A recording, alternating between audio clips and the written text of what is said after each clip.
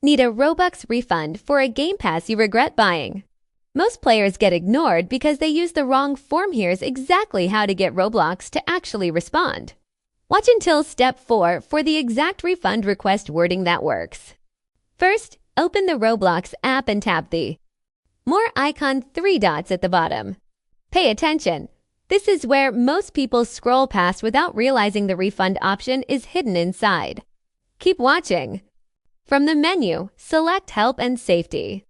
Then navigate straight to the Violations and Appeals section. Choosing the wrong category is a common mistake that gets your request auto-rejected.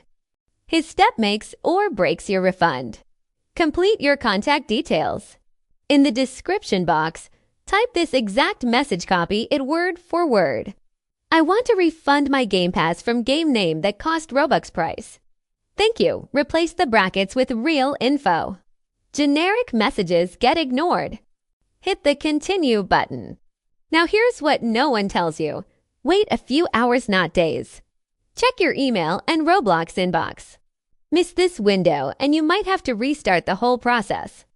If this helped you get your Robux back, drop a comment and subscribe for more refund tips.